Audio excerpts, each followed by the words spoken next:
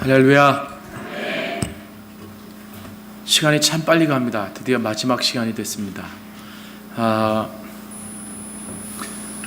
생명이 생명을 낳고 라고 하는 주제를 가지고 집회를 금요일 저녁부터 시작을 했고, 이제 오늘 마지막 시간이 됐습니다.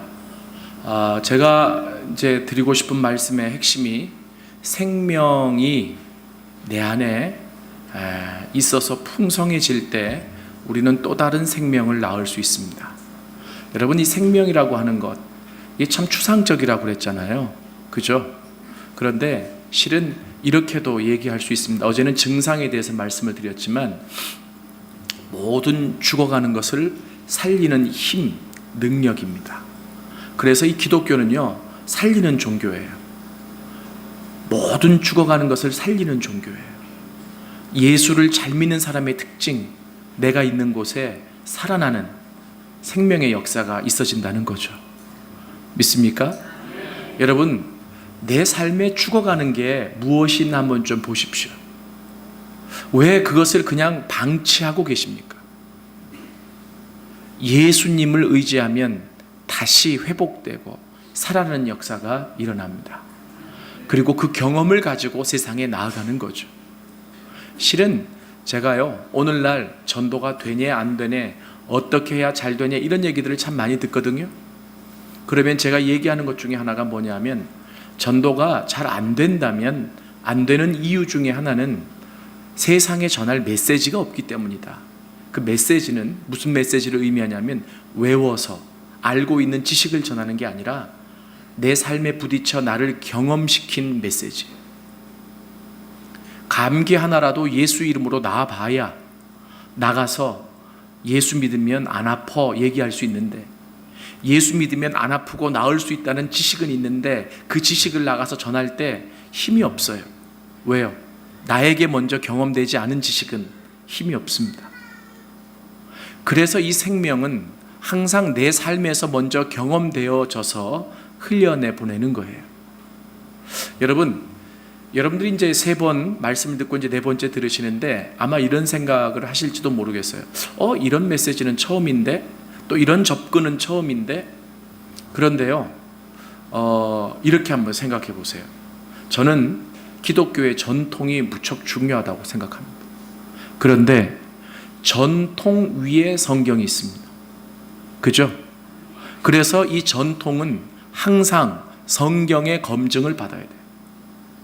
이 전통이 제대로 가고 있는지 아니면 잘못된 것인지.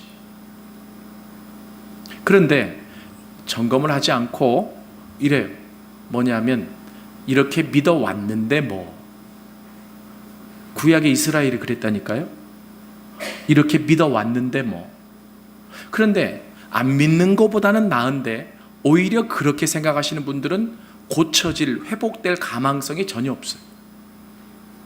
잘못되고 가고 있는 전통을 잘못됐다고 얘기하고 다시 올바르게 가게 할 수 있는 힘과 기준이 말씀 안에 있습니다. 저는 그런 차원에서 설령 요번에 말씀들을 들으시면서, 내가 이렇게 예수 믿어왔는데 잘못됐나? 잘못됐다기보다는 어떤 것이 더 성경적인지 한번 생각해 보십시오. 그리고 하나님이 이 말씀이 그런 말씀이라면, 내가 혹여나 잘못 가고 있는 부분, 생각하지 못했던 부분들은 말씀에 비추어서 여러분들이 교정하실 수 있기를 원합니다. 자, 점심도 드셨고 이 안에는 좀 따뜻하고, 그러다 보니까 세상에 가장 무거운 눈꺼풀이 자꾸 내려오죠. 제가요, 첫날부터 말씀드렸는데 소심한 A형이라 그랬어요. 저는 무서움도 많습니다. 그래서 싸우는 것 자체를 싫어하고요. 그리고 뭐 이렇게 무서움 자체를 제가 좋아하지 않는데, 그런데 예수 믿고 구원받고 하나님의 자녀가 되고 특히 전도하다 보니까, 이거는 전도자는 영적 전투의 최전방에 나가서 싸우는 사람이잖아요. 그러다 보니까 제가 소심한 A형이 많이 바뀌어지게 됐어요. 저희 아버지는 늦게 신학을 하셔서 막 뜨거우셔가지고 어디에 가셨느냐면, 버스도 들어오지 않은 아주 깡촌 시골에 목회하러 가셨어요.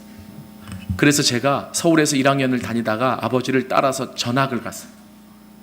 그런데 그곳은 약국도 없고 병원도 없고 그리고 뭐 매점도 하나 조그만한 게 있는데, 그래서 모든 간식은 산에서 강에서 다 해결을 했습니다.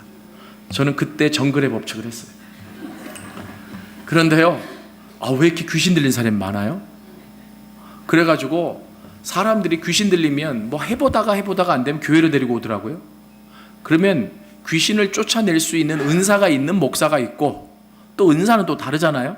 그러니까 데리고 왔으니까 기도는 해줘야지. 근데 기도해 주는데 이 금방 안 나가면 아버지가 이거 내 은사가 아니다 이렇게 생각하고 내보내줘야 되는데, 우리 아버지는 늦게 신학을 하셨기 때문에 믿음을 가지고 귀신이 나갈 때까지 데리고 사네. 그러니까 아버지는 믿음 때문에 그렇다 그러지만 가장 힘든 게 가족이잖아요. 그런데 참 감사하게도 보름 안에는 다 귀신이 나가더라고요. 그래서 제가 같이 살면서 보니까 귀신을 많이 연구했어요. 그리고 보니까 이 귀신 들린 사람의 특징 중에 하나가 힘이 세요. 천하장사야. 그리고 사람에게서 나지 않는 악취가 나요. 그리고 눈빛이 무서워요. 제가 많이 연구했죠. 그런데요, 그래서 저는 이 귀신 들린 사람 별로 좋아하지도 않고, 그건 이제 우리 아버지가 열심히 있으니까 그렇게 기도해서 뭐 보름 만에 나가기도 하고 나가는데, 나는 가르치는 은사가 있으니까 하나님 저를 그런 쪽으로 사역을 좀 시키십시오. 그런데 뭐 가르치는 사역을 하긴 하는데 전도자로 부르셨기 때문에 막 나가서 어떤 경우에는 제가 1년에 한 차례씩 십자가 컨퍼런스라고 하는 대형 집회를 이제 여는데, 그 집회에 어느 날 귀신 들린 사람이 딱 나타났는데 우리 스태프들이 저한테 오는 거예요. 목사님, 귀신 들린 사람이 있어요. 야, 그럼 그거 나보고 어쩌라고. 목사님이 지금 가장 탑 리더인데. 그러냐? 그럼 데리고 와라. 그래가지고 막 기도하고 선교제에 나갔는데 막 귀신 들린 사람, 인도에 갔더니요, 얼굴이 까만데 이빨만 하얀 여자가 귀신이 들려가지고 막 웃는데 너무 무서워요. 그런데 막 내가 사역을 해야 돼. 근데 그래도 예수 이름의 능력을 믿고 사역을 하다 보니까 귀신이 나가고 하는 경험들을 많이 했어요. 그러다 보니까 이제는 무서운 게 별로 없어요. 왜? 예수님 안에서 모든 것을 이길 수 있고 변화시킬 수 있기 때문에. 그런데도 요즘 무서운 게 하나 남아 있습니다. 뭔지 아세요? 눈 뜨고 자는 사람들. 이야, 이 자는 기술이 발달이 돼가지고요, 눈을 뜨고 있는데 분명히, 그래서 말씀을 잘 듣는 것 같은데 믿습니까? 그래도 뭐 대답을 안 해. 대답을. 나중에 보니까 자는 거예요. 이게. 이야, 이게 산업 기술만 발전되는 게 아니라 잠자는 기술도 발전되는 거예요. 그런데 여러분들이 몰라서 그래. 눈 뜨고 자는 사람이 얼마나 무서운지 아세요? 자, 옆 사람한테 그렇게 한번 인사하십시오. 은혜 받읍시다.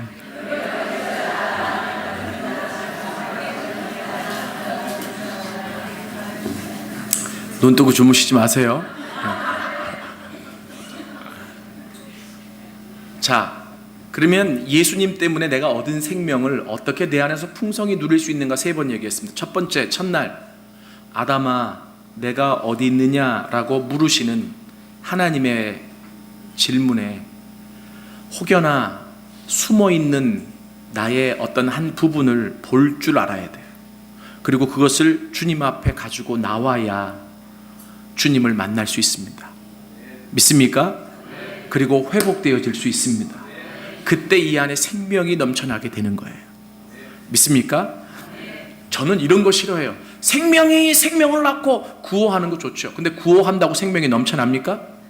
저는 실천신학자예요. 뭐냐면 실제로 실천할 수 없으면 아무런 구호는 효과가 없어요. 그래서 제가 지금 말씀드리는 게 어떻게 해야 생명이 내 안에서 풍성해질 수 있는, 영원이라고 하는 생명이, 영생이라고 하는 생명이 어떻게 내 신앙적인 삶에, 개인적인 삶에 풍성해질 수 있느냐. 하나님은 지금도 계속 여러분들에게 물으십니다. 아담아 내가 어디 있느냐. 몸은 나와 있지만 하나님을 피해서 숨어있는 그 부분을 보고 하나님 앞에 가지고 나와서 내려놓아야 주님을 깊게 만날 수 있습니다. 그때 생명이 풍요해지는 거예요. 믿습니까? 그리고 어제는 제가 무슨 얘기했죠? 광야 얘기했죠. 자, 그렇게 예수를 만나고 우리가 기뻤어도 세상이 만만치 않고, 그리고 우리가 연약하기 때문에 절실하게 하나님 앞에 기도해야 된다는 거 아는데 잘 못해요. 그래서 하나님도 아프시지만 우리에게 허락하시는 것이 광야라고 그랬습니다. 그러면 내가 광야라고 생각하는 그곳에서 뭘 해야 돼요? 어제 마지막에 찬양 틀어드렸잖아요. 광야는 뭐 하는 곳이라고요? 아무도 오지 않게 다 끊어내는 곳이에요. 그래서 하나님만 친구가 되고 하나님만 구원자가 되고 하나님만 나의 주인이 되는 것을 알게 하시는 곳이 광야예요. 믿습니까? 그래서 제가 말씀드리기를 뭐냐면, 저는 한국교회가 광야기로 들어섰다고 생각을 해요. 그런데 광야에서 나타나는 현상이 두 가지가 있어요. 뭐냐면 예수 믿고 구원은 받았지만 광야에서 힘들다고만 계속 칭얼대다가 이 세상을 떠나는 그리스도인들이 대부분입니다. 그 광야는 뭐 하는 곳이라고요? 하나님의 말씀을 듣는 곳이에요. 믿습니까? 그래서 제가 어제 원어로 풀어드렸잖아요. 광야라는 말이 히브리어로 미드바르라고 하는 단어인데 이 단어는 하나님의 말씀이 있는 곳이라고. 믿습니까? 아무것도 없는 곳인데, 그렇기 때문에 전심으로 하나님 앞에 나갈 결단을 하고 하나님을 부르면 하나님이 찾아오시는 곳이 광야입니다. 그래서 내 인생의 광야라고 느껴지는 그곳에서 하나님을 부르십시오. 그 하나님 앞에 예배하십시오. 그 하나님을 전심으로 붙잡으십시오. 그때 이 안에 있는 생명이 풍요롭게 되어지는 거예요. 믿습니까? 오늘 대예배 때는 제가 무슨 말씀을 드렸느냐면, 이 마른 뼈들도 회복시키시는 하나님의 능력에 대해서 설명을 드리면서 하나님이 마른 뼈도 살리시는 방법으로 두 가지를 얘기했어요. 하나는 말씀이고 하나는 성령이다. 생기, 하나님의 영, 성령. 그죠? 맞습니까? 저는 오늘 말씀을 들으면서 큐티를 중단하신 분이 있다면 다시 하십시오. 그러니까 매일 하나님의 말씀을 읽고 기도하는 것을 중단하신 분이 있다면, 실은 큐티라는 말이 좀 어르신들한테는 생소할 수 있어요. 그런데 한국교회는 큐티라는 말을 안 써도 큐티를 해왔어요. 뭔지 아세요? 새벽 기도입니다. 큐티가 뭐예요? Quiet time. 이게 조용한 시간이라는 얘기인데 뭐냐면 고요한 시간에 하나님 앞에 말씀 읽고 묵상하고 기도하면서 나가는, 하나님과 만나는 시간이 큐티예요. 서양 사람들은 그 큐티를 그렇게 해왔는데 우리 한국은 큐티라는 말이 먼저 들어오지 않고 우리의 문화에 걸맞게 가장 먼저 눈 뜨면 교회 와서 하나님 앞에 기도했다고. 그래서 이 새벽 기도가 한국 교회를, 그리고 우리의 신앙을, 우리 안에 있는 생명을 풍요롭게 한 길이었어요. 여러분, 이러한 큐티, quiet time, 새벽 기도 다시 회복할 수 있기를 원합니다. 그러니까 적어도 내가 하루를 살면서 하나님과 만나는 시간이 있어야 되지 않느냐. 그래서 그 말씀이 회복되어져야 부흥의 역사가 일어나요. 생명의 풍요로움의 역사가 일어난다고요. 믿습니까? 그런데 또 제가 말씀드렸죠. 뭐냐 하면 성령의 역사가 뒷받침되지 않고는 말씀이, 맨날 많이 아는 사람들 보세요. 아는 것 가지고 다른 좀 알기 때문에 겸손해지고, 알기 때문에 섬기고, 알기 때문에 사랑하고, 참 어렵더라고.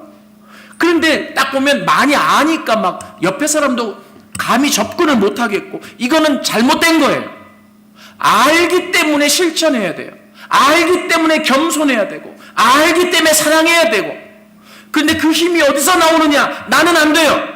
성령이 주셔야 돼요. 믿습니까? 그래서 성령의 역사가 없는 알면 사람을 자꾸 판단해요.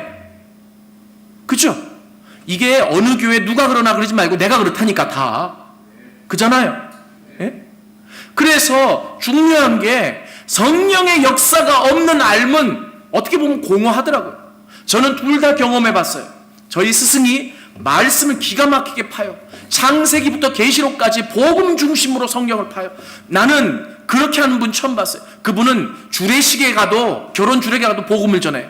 장례식에 가도 복음을 전해요. 그 우리 학생 때, 야, 주례사를 어떻게 복음을 전하나 한번 구경하러 가자. 그러고 막 가고. 그래서 말씀이 막 기가 막혀요. 근데 우리 교수님이, 우리 스승이 성령이 없다는 얘기가 아니에요. 근데 말씀만 기가 막힌 곳에 이게 참 성령의 역사가 더불어 막 이게 불길이 균형을 맞춰서 일어나지 않잖아요. 항상 한계가 있어요. 그리고 굉장히 드라이해요. 건조하다고. 뭔가 이게 촉촉한 맛이 없어요. 예배를 드리는데도 촉촉한 맛이 없어요.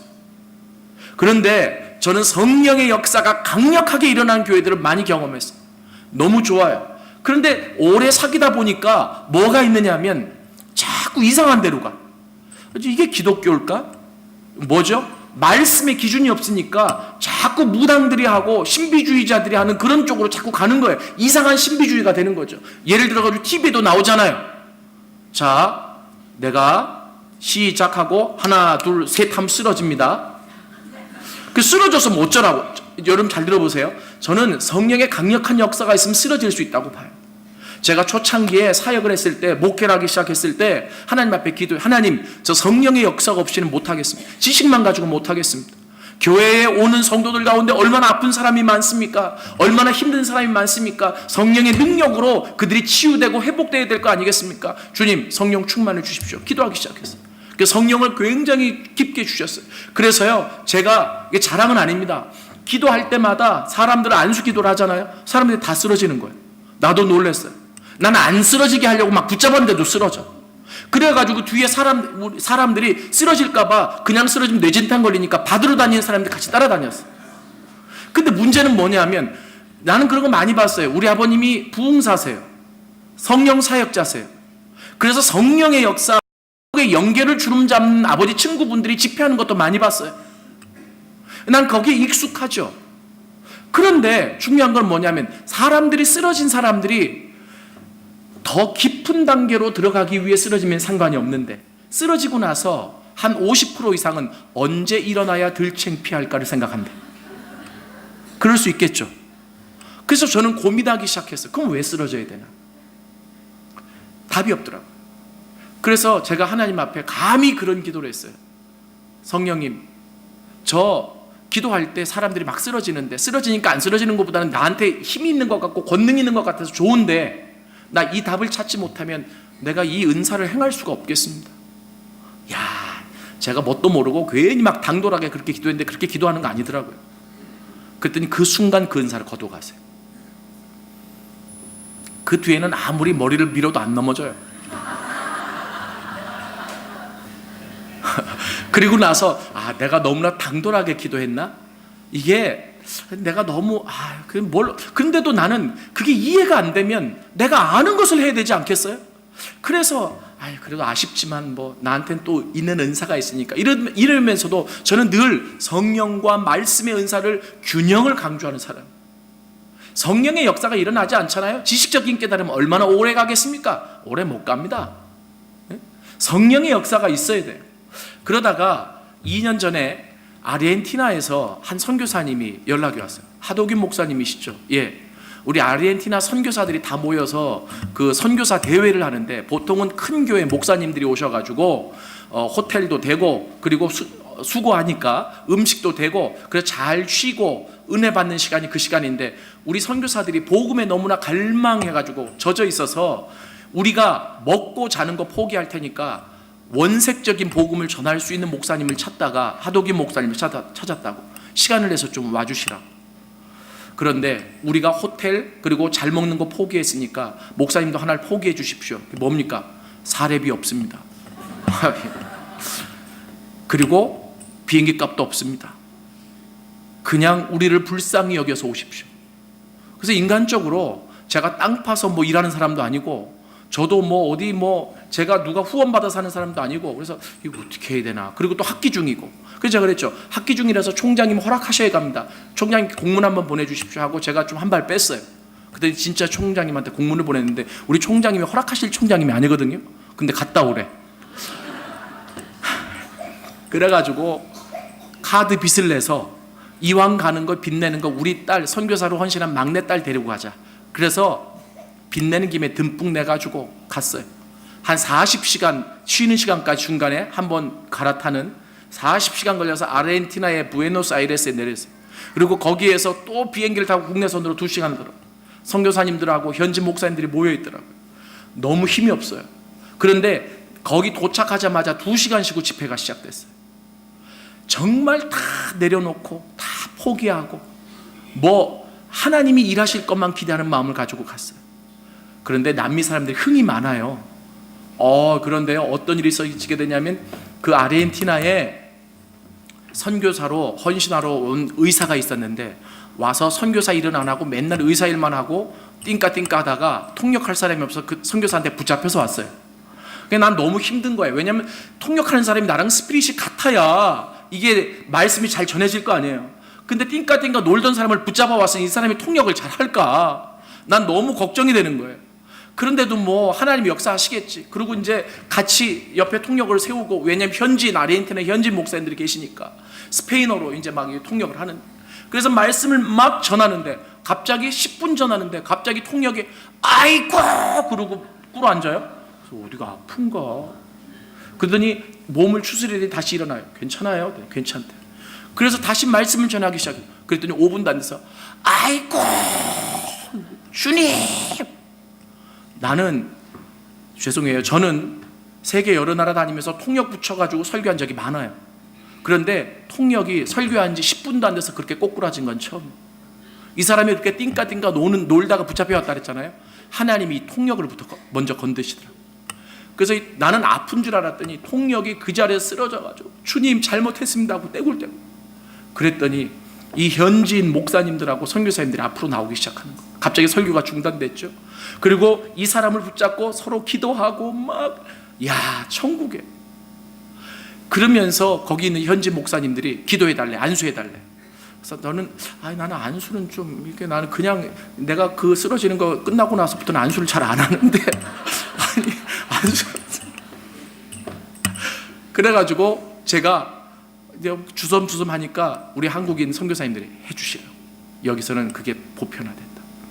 그래서 제가 정말 간절한 마음으로 안수하기 시작했어요. 그런데 이 사람들이 또 쓰러지는 거예요. 다시 회복이 됐어. 왜냐하면 참 기가 막힌 게 뭐냐면 십자가의 원리인데요. 내 것을 다 포기하고 내 것을 다 내려놓잖아요. 성령이 역사하시기 시작. 죽음 없이 부활이 없어요. 십자가 없이 부활의 영광이 없다는 거예요. 제가 다 내려놓고 다 포기하고 빚까지 져가면서 그 아르헨티나 갔더니 하나님이 영적으로 저를 먼저 살리시고, 그리고 잃어버렸던 은사도 회복하게 하시고 얼마나 깊은 것들을 보게 하시는지. 할렐루야. 제가 왜 이 얘기를 본문을 얘기해놓고 이 얘기를 계속 하는 줄 아세요? 사도행전 3장은 굉장한 장입니다. 왜냐하면 여러분 이 제자들이요 사도행전 2장에서 성령을 받았잖아요. 그죠? 자, 성령의 역사 중에 가장 큰 역사가 뭔지 아세요? 그것은 뭐냐면 이제까지 예수님을 통해서 듣고 알고 있었던 많은 지식이 머릿속에 있었어요. 3년 반 동안 예수님을 쫓아다녔잖아요. 그죠? 여기 예수님 쫓아다닌 사람 있으면 한번 손 들어봐요. 없잖아요. 근데 이들은 예수님을 쫓아다니면서 많은 기적을 받고 직접 예수님으로부터 말씀을 듣고 많은 것들을 알고 있었어요. 그러나 그것이 단편적인 지식으로만 머릿속에 있어요. 단편적인 지식으로만 머릿속에 있는 것은 사람을 살릴 수 없어요. 하나님의 역사를 이뤄낼 수가 없어요. 판단은 할 수 있을지 몰라도 그것이 하나님의 새로운 역사에 기여할 수 없다는 거예요. 그런데 참 놀라운 것은 뭐냐면 사도행전 2장이 별명이 많아요. 성령 강림의 장, 그리고 성령이 강림하자 교회가 시작됐어요. 교회 탄생의 장, 그리고 놀라운 교제가 시작됐어요. 교제 시작의 장. 많아요. 그래서 성령이 역사하시기 시작하자 어떤 일이 벌어지기 시작했느냐면 머릿속에 단편적인 많은 예수님으로부터 들었고 경험했던 지식들이 하나로 꿰어지기 시작했습니다. 할렐루야. 무릎을 딱 그때 예수님이 그래서 그런 말을 하셨구나. 그때 예수님이 그때 귀신을 쫓아내신 장면이 이렇게 연결이 되는구나. 그때 산상수훈의 그 팔복이 이런 얘기요. 여러분 얼마나 기쁘겠어요. 이게 성령의 역사예요. 요즘 지식인들이요 어떤 줄 아세요? 머릿속으로 내가 이해하고 받아들일 수 있는 것만 받아들여. 그러면 내 안에 갇힌 예수지. 이해되세요? 이 말은 무슨 말이냐면 무조건 아멘 하라는 얘기가 아니에요. 적어도 하나님은 영이시니 영적인 하나님을 예배할 때 우리가 영적으로 나가야 되는데 영적인 것을 다 알지 못했기 때문에 닫아두지 말라는 거예요. 우리의 이성에 갇힌 하나님이 아니라는 거예요. 믿습니까? 그러나 이성이 중요하죠. 그래서 제가 말씀도 항상 이 말씀 중심으로 성경 중심으로 지금 파고 있지 않습니까? 그러니까 중요한 것은 그 성령이 임하시자 어떤 역사가 일어나냐면 3년 반 동안 예수님을 보고 쫓아다녔던 모든 지식이 하나로 깨어지기 시작합니다. 이 지식이 사람을 살려요. 이 지식이 세상을 변화시켜요. 믿습니까? 우리 속담에도 좋은 속담이 있습니다. 구슬이 3마리라도 꿰어야 보배야. 안 꿰면 그거 어디 쓰게요? 보기만 좋지. 우리의 신앙도 그런 분들이 많아. 저를 포함해서. 그냥 들은 것들은 많고 연구한 것들은 많아서 번지름하잖아요. 여러분 제가 학교에서 맨날 하는 일이 뭔지 아세요? 예수 십자가 복음 이거 파헤치는 일이에요. 이 머릿속에 얼마나 많은 지식이 있겠어요. 그리고 맨날 학자들 앞에서 논문 써서 발표하고 그래서 이번에 책도 12권 13권 쓰고. 근데 제가 알아요. 성령의 역사가 없이는 이 지식이 하나도 쓰잘데기가 없다는 것을. 그런데 성령의 강력한 역사가 있을 때 어느 교회, 여러분 이 신원교회를 놓고도 기도를 많이 했습니다. 하나님 이 교회에 맞는 메시지를 주십시오. 맞는 메시지라고 하는 것은 하나님이 그 시기에 꼭 전해야 될 메시지. 모르겠습니다. 그래서 저는 많은 메시지 가운데 하나님이 꿰뚫게 하시는 것. 금요일날 저녁엔 집회 끝마치고 와서 새벽 2시까지 잠을 못 잤어요. 왜냐하면 다음 주에도 이상하게 가을에 집회가 많아. 서울의 어떤 교회에서 집회를 하는데 거기에 그 예수 십자가 집회예요. 십자가 집회. 그런데 목록을 다 달라는 거예요. 내가 계속 기도를 했는데 안 잡혀요. 그런데 토요일 날 아침 10시에 인쇄 들어가야 된다고 내놓으라는 거예요. 그 어떻게 잡힐 때까지 기도해야지. 그 집회 끝마치고 집에 가서 계속 기도하면서 하나님 도대체 이 교회, 그 교회는 2번째, 3번째 집회 가는 거예요. 그거 어떻게 해야 됩니까? 그리고 계속 기도하는데 성령께서 지혜를 주시고 성령께서 역사하시니까 뭔가 잡혀지기 시작하는 거죠. 뭔가 꿰어지기 시작하는 거죠. 그게 꿰어지니까 이게 딱 몇 번의 집회가 말씀이 딱 나오는 거예요. 이해되세요? 사랑하는 여러분, 이 베드로가 그렇게 말씀이 꿰어지기 시작하니까 어떻게 됐냐면 이 성령이 오시기 전에 두려움이 있었어요. 우리도 나가서 함부로 떠들다가 예수처럼 죽을까 봐. 그런데 성령이 임해서 꿰어지기 시작하니까 그 꿰어진 말씀이 뭐가 되는 줄 아세요? 확신이 되어져요. 이 세상에서 가장 무서운 사람이 누구냐 하면 뭔가의 경험이 있는 사람이에요. 지식만 있는 사람은 무서움이 많아요. 알기는 알아도 두려움이 있다고. 그런데 지식이 가슴으로 내려와서 경험이 되잖아요. 우리가 이것을 흔히 뭐라고 얘기하냐면 내면화라고 얘기해요. 진리의 내면화. 이 진리가 내면화된 사람, 경험된 사람은 무서움이 없어져요. 그래서 그 제자들이 갑자기 용기가 생겨서 그 베드로를 위시해서 디아스포라 흩어진 유대인들이 절기가 되어서 모여있는 그곳에 담대하게 베드로가 설교하잖아요. 그 설교가 사도행전 2장 마지막에 나오죠. 이 베드로의 설교를 듣고 사람들이 어떻게 해요? 우리가 어찌할꼬 하면서 가슴을 찢고 회개하는 역사가 일어났습니다. 할렐루야. 하루에 그 한 번의 설교에 3,000명이 죽게 돌아왔습니다. 여러분 오늘날도 3,000명은 굉장한 숫자입니다. 이거예요. 성령의 역사가 없이 뭔가 깨달아 알았는데 이게 꿰뚫어지지 않으니까 하나님이 쓰실 수가 없었어요. 그런데 사도행전 2장에서 성령을 경험하고 나자 어떤 역사가 일어나기 시작하냐면 꿰뚫어지고, 그래서 담대함을 갖고 외쳤더니 베드로가 이렇게 생각했을까요? 내가 오늘 말씀을 외치면 3,000명이 돌아올 거야. 아닙니다. 그냥 외친 거예요. 내 마음에 기쁨이 있으니까 외친 거예요. 이게 확실하니까 외친 거예요. 믿습니까? 그랬더니 역사는 또 누가 하세요? 성령님이 하세요. 할렐루야. 할렐루야. 지금까지도 여러분의 교회가 그러하셨겠지만 앞으로는 더 큰 성령의 역사가 있어지기를 원합니다. 아픈 사람은 와서 나아야 돼요. 문제가 있는 사람은 와서 고쳐야 돼요. 해결받아야 돼요. 믿습니까? 그래야 생명이 있는 교회가 되는 거예요.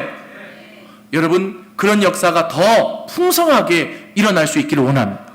이 베드로가 말이죠. 그러니까 이 마음속에 지금 성령 때문에 3,000명이 돌아오고 막 가슴이 막 터져 나갈 것 같은 거예요. 생명으로 가득 찼어요. 생명으로 가득 차 있는 사람은 그 생명을 흘려내보내게 돼 있어요. 그 흘려내보내는 장면이 사도행전 3장에 나옵니다. 자, 옆에 사람 붙잡고 한번 이렇게 얘기합시다. 눈 뜨고 자지 마세요.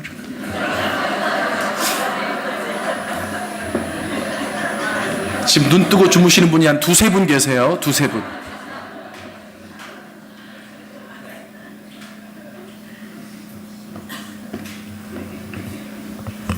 자, 보세요. 사도행전 3장으로 딱 갔는데 유대인들은요 하루에 3번 기도합니다. 그래서 그 예루살렘 성전에 가까이 있을 때는 성전에 직접 올라가서 해요. 근데 오늘 여기에 보니까 성경에 몇 시? 9시 기도 시간이라 그랬어요. 여러분, 이 유대인의 시간에 6을 더하면 한국 시간이 돼요. 9시니까 6을 더하면 오후 3시입니다. 오후 3시에 기도하러 올라가는데 보니까 누구를 갖다 놨어요? 날마다 성전 미문에서 구걸하는 안진뱅이. 그죠? 그럼 내가 물어볼게요. 이 안진뱅이를 베드로가 이날 처음 봤을까요? 그거 어떻게 알아요? 저는 아니라고 생각해요. 왜 그러냐면 이유가 있어요. 그냥 아니라고 하면 안 되고, 베드로가 유대인이니까 예수님 따라 늘 돌아다니지만 성전 가까이 있었을 때는 성전에 올라가서 계속 기도했을 거 아닙니까? 그죠? 그러니까 이날도 성전 가까이 있었으니까 기도하러 올라간 거 아니에요? 그죠? 근데 사람이 꼭 가던 길로 가더라고. 그죠? 교회도 보세요. 늘 앉던 자리에 앉지. 지정석 아닌 지정석입니다. 그죠? 예, 아주 뭐 격하게 공감을 하시는데 좀 바꿔보세요. 자리 좀. 예. 그런데 이 베드로도 보니까 거의 성전에 올라갈 때 문들이 여러 개가 있는데 미문, 미자가 아름다울 민자예요. 그러니까 아름다운 문이라고 이름 붙여진 그 문으로 늘 다녔나 봐. 그런데 그 문 앞에 늘 데려다 놓는 안진뱅이가 있었다고. 예전에는 그 안진뱅이가 눈에 안 보였어요. 왜요? 이 안에 생명이 없기 때문에. 있어도 풍성하지 않기 때문에. 그런데 이 생명이 풍성하게 누려지자 그 안진뱅이가 구걸하기 위해 찾아봤는데 보이기 시작하는 거죠. 이해되세요? 왜? 나에게 뭐가 있으니까? 그 사람을 살릴 수 있는 능력이 있으니까. 그 능력은 뭐예요? 나한테 있는 게 아니라 생명 안에 있는 거예요. 믿습니까? 네. 여러분, 그래요. 하나님이 나면서부터 안진뱅이라 그랬잖아요. 베드로가 이렇게 생각했을 거예요. 뭐냐면 처음에 인간을 만들 때 안진뱅이도 만드셨을까요? 아니죠. 그럼 이 안진뱅이는 뭐의 결과예요? 인간의 죄의 결과예요. 그죠? 나면서부터 안진뱅이라고 할지라도 하나님은 그 사람이 안진뱅이로 살아가기를 원치 않으세요. 이 확신이 있었던 거죠. 그죠? 그리고 내가 이제까지 들었던 복음의 말씀이 성령의 능력 안에서 꿰뚫어지자 그 복음을 선포했더니 3,000명이 죽게 돌아온 역사를 보고 굉장한 이 마음속에 확신도 있었을 거예요. 복음의 능력이 있다. 예수 이름의 능력이 있다. 믿습니까? 그래서 이 베드로가 이 거지는 뭔가 얻으려고 봤는데 이 베드로는 이 생명의 능력 안에서 그 사람을 찾아가는 거예요. 자, 보세요. 우연히 베드로한테 도움을 청했는데 베드로는 생명이 풍부한 사람의 특징이 있어요. 뭐냐면 내 삶에 일어나는 모든 일을 우연으로 보지 않습니다. 하나님의 섭리로 봅니다. 믿습니까? 나는 예수 믿는 사람이 자꾸 우연이란 말을 쓰면 안 돼요. 우연은 없어요. 하나님의 섭리예요. 믿습니까? 못 믿으시. 우연이라는 말은 저는 쓰는 걸 정말 싫어해요. 그러면은 뭐 우연히 행운이 그리고 행운을 바래요? 그런 거는 이게 예수님을 제대로 믿는 사람이 써야 될 말이 아니에요. 모든 것은 하나님의 섭리 가운데 일어나요. 믿습니까? 그러니까 그게 하나님의 섭리로 보여져야 되는데 언제 보여지냐면 생명이 풍요해지기 시작하니까 보여지기 시작합니다. 그래서 이 베드로가 그 나면서부터 안진뱅이에게 얘기하는 거예요. 안진뱅이는 다가오는 그 사람에게 반가웠겠죠. 저 사람이 나에게 뭐 동전 한 푼이나 더 줄 수 있을까 기대를 했겠죠. 그런데 이 베드로는 그 사람에게 다가가서 얘기하는 거예요. 뭐냐면 은과 금은 내게 없거니와 내게 있는 것으로 내게 주노니 곧 나사렛 예수 이름으로 일어나 걸으라. 아멘. 아멘. 저는 여기에 굉장히 중요한 거 봅니다. 여러분, 제가 어제 간증도 했습니다마는 돈 5,000원이 없어서 내가 막 힘들어할 때 하나님 주치의를 붙여주셨다 그랬잖아요. 그런데 이 초대교회에 이 사도들, 세상이 자랑하는 돈이 하나도 없어요. 그럼 위축될 수 있잖아요. 그런데 세상이 자랑하는 돈은 없지만 세상이 가지고 있지 못한 영생의 풍요로움이 있었어요. 믿습니까? 이것만 있으면 살 수 있어요. 이것만 있으면 하나님이 다른 건 다 채워주시는 거예요. 믿습니까? 그러니까 은과 금은 없지만 하나님 앞에 당당한 이 그리스도인의 모습, 이게 진짜 생명이 있는 자의 모습이다. 믿습니까? 돈이 없어도 위축될 필요 없습니다. 내 안에 생명의 풍요로움만 있을 수 있다면. 할렐루야. 그래서요, 이 베드로가 은과 금은 내게 없지만 내가 너한테 줄 게 있다. 그게 뭐냐면 예수 이름의 능력이다. 아멘. 따라해 보세요. 예수 이름의 능력. 예수 이름의 능력. 아멘. 저희 어머니는, 아버지는 찢어지게 가난하게 사셨어요. 근데 이제 어릴 때 개척교회를, 저희 아버지를 제가 참 존경하게 됐는데 개척교회만 2번 하고 은퇴하셨어요. 아버지는 존경받아 마땅하지만 가족은 얼마나 힘들었을까. 그래서 제가 어릴 때 생각해보면 뭘 좀 사달라 그러면 엄마는 돈이 없으니까 기도만 하라고. 그래서 제가 사춘기 때 너무 짜증이 나니까 엄마는 맨날 기도하는 소리밖에 못하나 막 그랬어요. 근데 추석이 됐는데 한 번은 극장에 중국 영화가 들어왔는데 친구들이 와서 같이 보러 가자. 분명히 엄마한테 돈 달라면 돈 없다 그럴 텐데. 그런데 한번 얘기는 해보자. 그리고 가서 엄마한테 얘기를 했어요. 엄마, 친구가 같이 극장 가자는데 돈 좀 달라고. 그랬더니 엄마가, 야, 그 돈 있으면 은행 차리겠다. 왜 어르신들은 하는 말 있잖아요. 맨날 돈 달라면 그 돈 있으면 은행 차리. 난 그래서 그 돈 있으면 은행 차리는 줄 알았어, 정말. 그러면서 네가 정말 가고 싶으면 기도하래. 아이고, 그놈의 기도. 그래서 제가 그랬어요. 엄마는 그 말밖에 못한다고. 내가 녹음기 틀어놓을까 그랬어요. 엄마가 기도해봐라. 그래, 전혀 굴하지 않고 기도해봐라. 너무 화가 났어요. 그런데 이 목사 아들이 갈 곳도 없어. 그래서 그냥 교회로 갔어요. 그래서 너무 화가 나서 그냥 하나님 앞에 울었어요. 하나님, 우리 집은 이렇게 가난해야 됩니까? 에? 저기 내 친구가 집사 아들인데 저 집사 아들은 저렇게 그냥 돈도 있어가지고 국장도 가고 그러는데, 아니 목사 아들은 돈이 없어서 맨날 이렇게 찔찔거려. 하나님, 이게 뭐냐고. 그냥 울다가, 기도도 아니야 그거는, 울고 항의였지. 근데 제가 생각해도 교회 가서 울길 잘한 것 같아. 그런데 그 명절이니까 오후에 손님이 왔어요. 손님이 왔는데 뭐 제가 잘 알지도 못하는 사람인데, 네가 도균이지. 예. 아니, 내 너한테 용돈을 주고 싶었다. 그러면서 극장 갈 그만큼의 돈을 딱 주시는 거야. 이야. 그때 저는 진짜 저는 또 깨닫긴 잘 깨닫거든. 전율이 쫙 오면서, 이야, 이게 하나님이 살아 계시는구나. 우리 엄마 말이 진짜네. 여러분, 자식들에게 가르쳐야 되는데 잃어버린 교육이 있어요. 하나님 앞에 나가라고, 기도하라고. 왜 그런 말 하면은, 아유, 이게 통할 것 같아. 요즘 애들이 어떤 애들인데 그 말 안 들어. 그렇게 지레짐작하고 안 하니까 또 안 되고 막혀지는 거죠. 안 듣더라도, 안 되더라도 계속 하나님께로 이끌어야 되지 않겠습니까? 내가 먼저 경험해 봐야죠. 뭐 예수 이름의 능력을. 믿습니까? 예수 이름의 능력을. 베드로는 여기에 대한 확신이 있었어요. 예수 이름의 능력. 그렇기 때문에 말만 하지 않았어요. 내가 내게 있는 것으로 내게 주노니 곧 나사렛 예수 이름으로 일어나 걸으라. 그리고 가만히 있지 않고 그 손을 잡아 이렇게 세웠습니다. 이거는 확실한 믿음이 있었다는 거예요. 그러자 그가 벌떡 일어났습니다. 그리고 하나님을 찬양하기 시작했습니다. 할렐루야. 저는 오늘 이런 역사가 지속적으로 교회 아래 일어나야 된다고 봐요. 이런 역사라고 하는 것은 그냥 안진뱅이가 일어나고 초월적인 역사만을 얘기하는 게 아니라 지식이 삶으로 나타나는. 믿습니까? 그래서 교회에 오면 뭔가 해결이 있어야 되고 교회에 오면 뭔가 예수를 믿으면서 아픔도 나아야 되고, 할렐루야.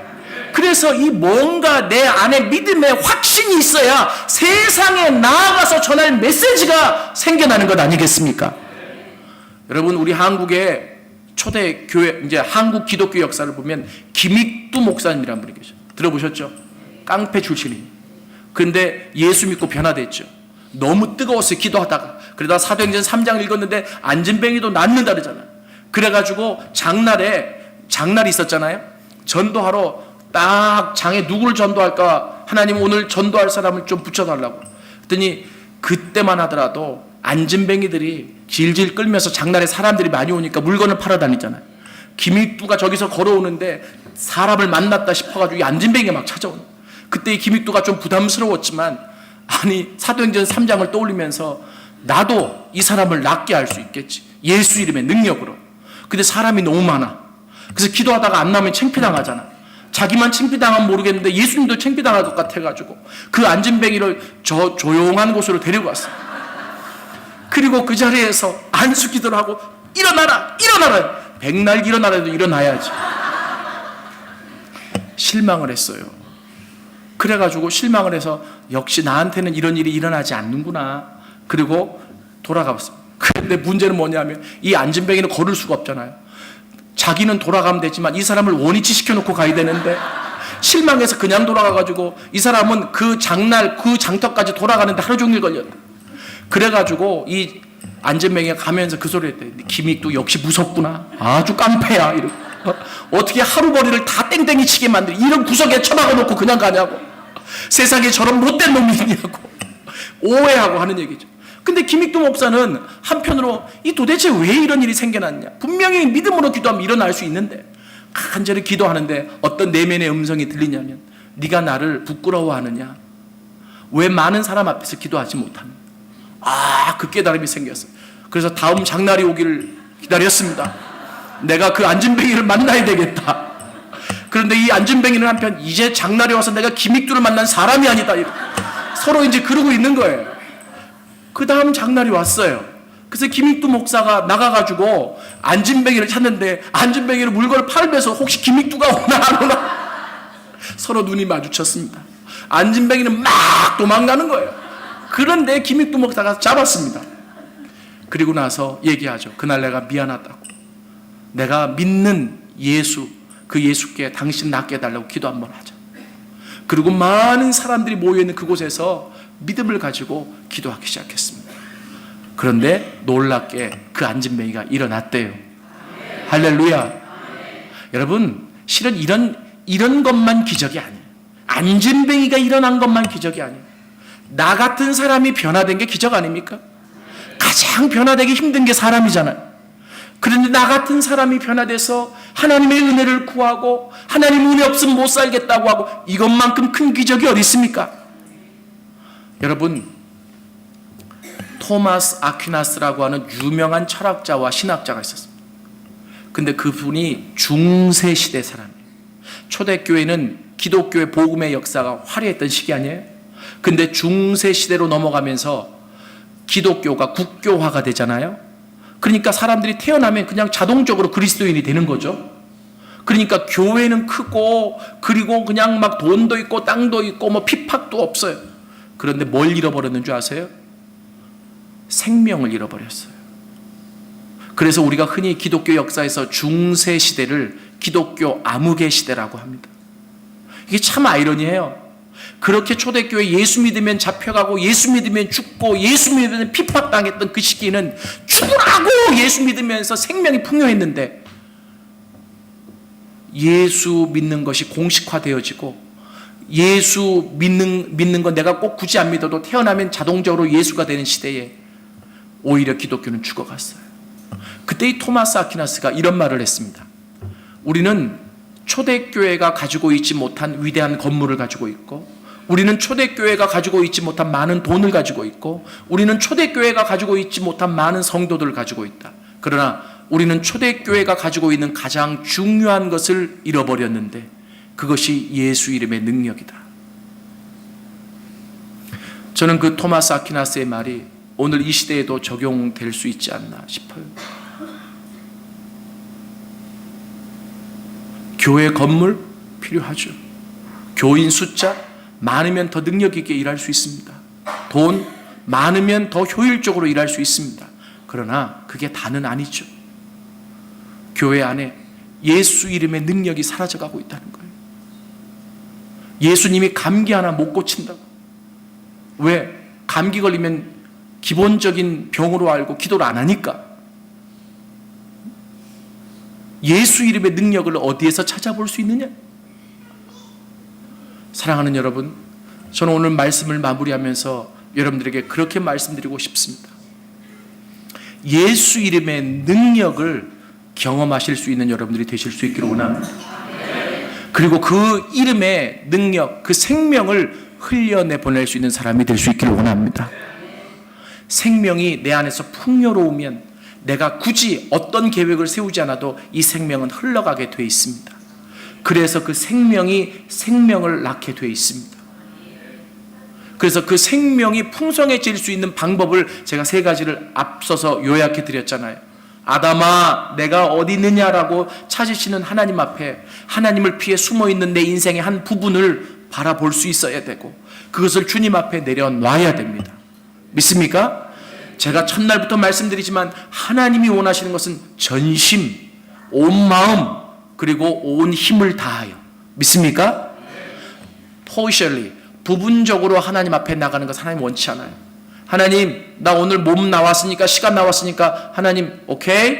아니에요. 몸도 나오고 시간도 나왔으면 정신도 생각도 물질도 모든 것이 하나님 앞에 다 가야 되는 거예요. 믿습니까? 그때 하나님이 역사하시는 거예요. 여러분, 생명의 풍요함을 누릴 수 있는 교회가 되실 수 있기를 원합니다. 세상에 어떤 교회도, 어떤 하나의 교회도 그냥 세워진 교회는 없습니다. 예수님이 핏값으로 사신 교회입니다. 그리고 그렇기 때문에 그 교회를 향한 하나님의 계획이 있으십니다. 믿습니까? 신원교회를 향한 하나님의 계획이 있으십니다. 나만 신앙생활 잘하고 끝나자, 이게 아닙니다. 열방을 품으십시오. 주님의 지상명령이 뭡니까? 그러므로 너희는 가서 모든 족속으로 제자를 삼아 아버지와 아들과 성령의 이름으로 세례를 주고 내가 너희에게 분부한 모든 것을 가르쳐 지키게 하라. 아멘. 볼지어다 내가 세상 끝날까지 너희와 항상 함께 있으리라 하시니라. 아멘. 실은 그리스도인들은요, 제가 잠깐 얘기했습니다마는 이 땅을 살아가는 게 나그네처럼 살아가는 거.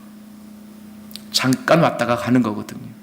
하나님이 우리에게 어떤 인생을 살아가는 시간을 허락하신 이유가 회복을 위해서라고 그랬잖아요.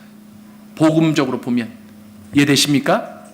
그런데 많은 사람들은 이 땅에서 어떻게 하면 더 잘 살고 어떻게 하면 내가 더 행복하게 살 수 있을까를 생각해. 그게 잘못된 건 아닌데요, 그게 우리 그리스도인의 인생의 목적이 돼서는 세상과 다를 바가 없잖아요. 이해되세요? 이 땅은 나그네처럼 왔다가 가는 거예요. 우리는 저 천국이 우리의 본향이에요. 믿습니까? 그 천국을 향해서 달려가는 자들이에요. 그래서 히브리서 11장이 믿음의 장이죠. 근데 그 믿음의 장에 믿음의 선진들의 이름이 쭉 나오잖아요. 그런데 그들의 공통점이 나와요. 뭔지 아세요? 저들은 이 땅에서 나그네로 불림을 받았던 자들이에요. 왜요? 떠나온 곳이 있고 도착해야 될 곳이, 두 고향이 있는 거예요. 이해되세요? 떠나온 곳은 세상이고 도착해야 될 곳은 하나님이 그들을 위해 준비하신 천국입니다. 그래서 그 천국을 바라보며 달려가는 자들. 제가 이번에는 그런 말씀을 이제 못 드렸어요. 생명에 초점을 맞추느라고. 근데 마지막 한 말씀만 드리면 그래요. 뭐냐면, 예수님을 깊게 만나고 그 예수님을 깊게 알아가잖아요. 그럼 그 예수님의 마음을 알아가겠죠. 그럼 내 인생의 방향의 초점이 그렇게 예수님께 맞춰져 가요. 그러면 이 땅의 삶에 나를 위해서 사는 부분도 있지만 궁극적으로는 예수님께 맞춰가기 시작합니다. 믿습니까? 제가 저희 딸 얘기들을 다 안 했습니다마는 왜 선교사로 헌신했냐? 그 딸들에게 그랬어요. 뭐라 그랬냐면, 야, 어릴 때지만 아빠가 생각할 때 성경에서 인생은 한 번 왔다가 가는 거래. 그런데 나그네 삶이란다. 이 나그네 삶 어떻게 하는 게 잘 사는 거냐? 예수님 만나면서 사는 거지. 근데 예수님 만나기가 쉬울 것 같지만 또 어렵고 어려울 것 같지만 또 쉽더라. 아빠가 인생의 가장 큰 행복은 예수님 만나며 사는 거라고 가르쳐주고 싶어. 그런데 가장 예수님을 잘 깊게 만날 수 있는 장소가 예수님이 원하시는 자리에 있는 거야.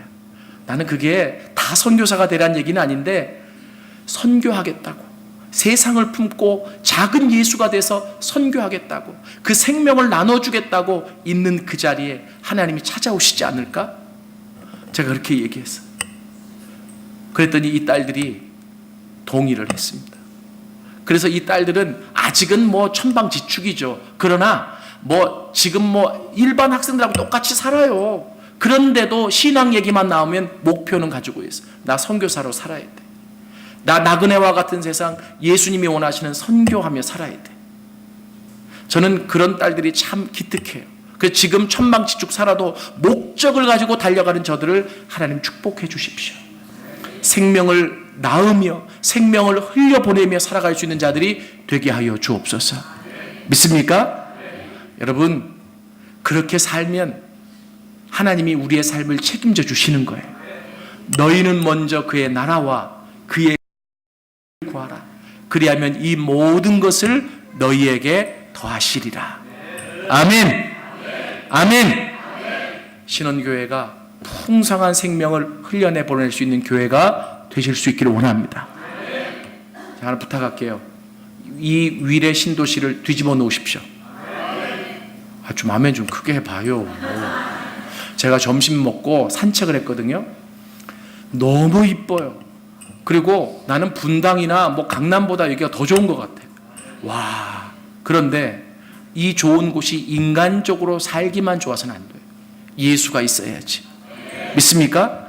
하나님이 왜 이곳에 신원교회를 세우셨을까요? 지역교회는 그 지역을 감당하는 교회입니다. 이 지역에 죽어가는 영혼 살리기 위해. 믿습니까? 이 지역의 생명을 흘려내 보내기 위해 하나님 우리 교회를 세우신 목적을 감당하게 하여 주시옵소서. 생명을 흘려내 보낼 수 있도록 도와주옵소서. 이를 위해 내 안의 생명이 풍요롭게 하여 주옵소서. 우리 그렇게 하나님 앞에 소망할 수 있기를 원합니다.